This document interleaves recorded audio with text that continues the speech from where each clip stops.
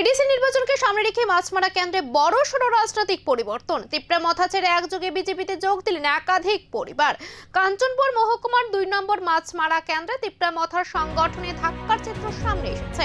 তুলারাম পাড়া এলাকায় 24টি পরিবারে প্রায় 50 জন ভোটার দল ছেড়ে বিজেপিতে যোগ দেন। বিজেপির পেজারথল মন্ডল কার্যালয়ে এসে মন্ত্রী শান্তনু চাকমা এবং মন্ডল সভাপতি রাজীব চাকমার হাত ধরে শাসক দলে যোগদান করেন তারা।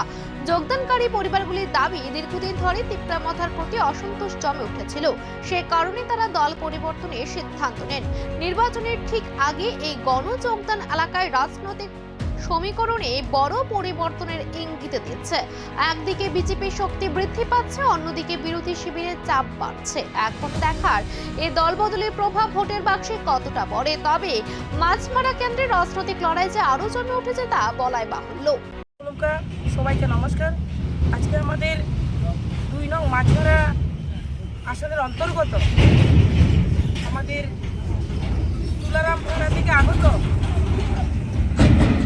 তিপ্রা দল থেকে 24 পরিবারে 50 ভোটার আজকে আমাদের পেচাতলে এসে ওনারা যোগদান করেছেন।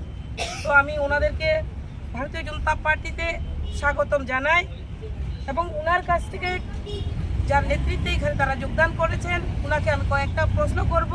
কেননা বিগত দিনে আমরা দেখেছি যে 31 পরিবারে যে 120 প্রধান যোগদান করেছিল, সেই পরিবার থেকে 4 পরিবার নাকি চলে গেছে, আমরা খবর পেয়েছি।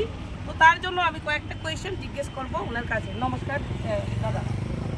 তো আমি আপনারা জিজ্ঞেস করতাম চাইতাছি যে আপনারা তুলারাম পাড়া থেকে যে আজকে যোগদান করলেন ভারতীয় জনতা পার্টিতে, আমাদের বিজেপি থেকে কোনো ধরনের আপনারা প্রলোভন অথবা টাকা পয়সা দিতেনি? না, দিতেনি, দিতে না।